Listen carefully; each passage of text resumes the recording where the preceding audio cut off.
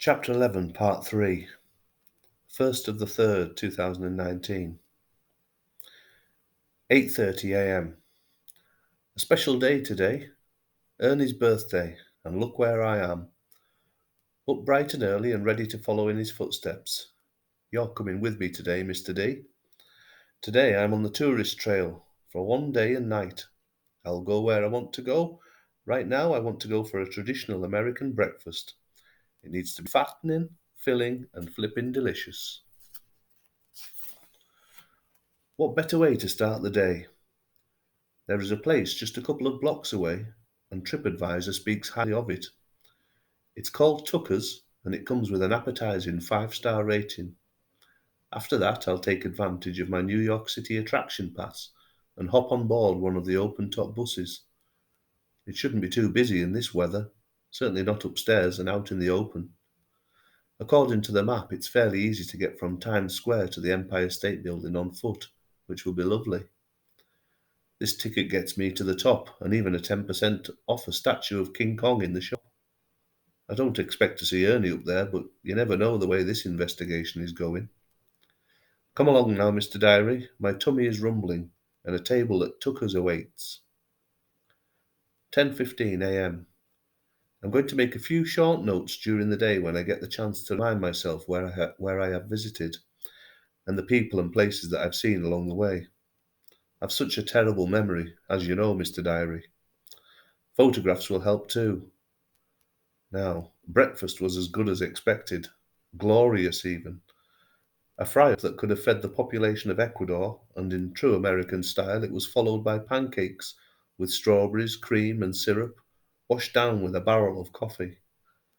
It's no wonder obesity is rife here. If I chose to stay here, I would be the same. This place should be called the Big Arse, not the Big Apple. I'm surprised I made it up the stairs of this bus, but I'm pleased that I did.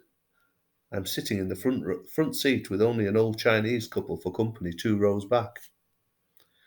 It is cold though, but worth it. I have my earphones plugged in for the audio commentary. I hope it isn't the bus driver that's doing it. He could hardly speak any English, and he had a lisp. According to the map, Times Square is the 5th stop. If I get on after my trip up the Empire State, I will head down the bottom of Manhattan and take a look at Wall Street and the Bronze Bull's balls. Apparently it's lucky to rub them.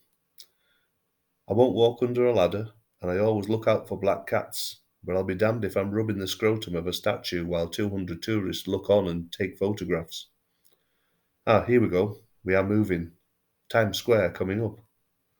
Oh, bollocks. It's the driver with the lisp. 10:55 a.m. Against my principles, I'm sat inside a Starbucks soaking in the warmth. In England, I avoid these places like the plague, but I suppose it's quick and easy, even if it's overpriced and bland. Times Square is almost exactly as I expected it to be. Loud, busy, brash and bouncing. This place makes Covent Garden look like a vicar's tea party in comparison. I wouldn't like to see the electricity bill for this lot. Huge screens and flashing lights everywhere you look. Theatres, street entertainers, bars, restaurants, cafes, shops, and 1,000,001 other things to catch the eye. New York's heartbeat. Once I warm up a bit, I will take the short walk to the Empire State Building. Just looking up at it gives me the goosebumps. It is astonishingly high.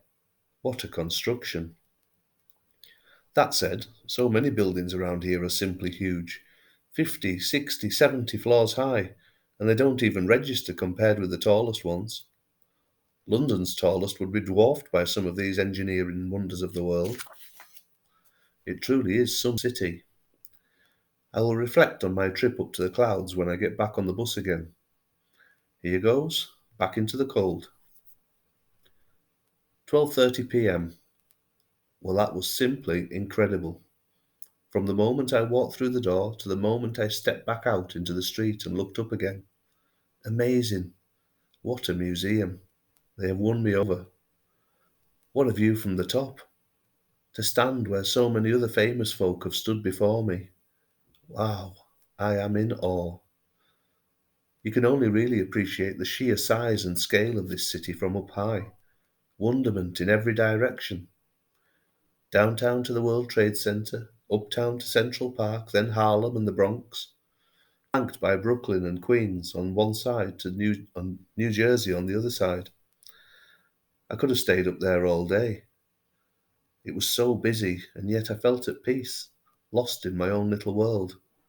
The tiny yellow taxis below, the echo of police sirens and car horns, the steam, the smoke, the sounds, the smells. This is what I hoped it would be like. This is what I had imagined it would be like. I looked down at the streets cutting from east to west and the avenues from north to south and wondered just what Ernie thought about this terrific city. Did he ever stand at the top of the Empire State Building?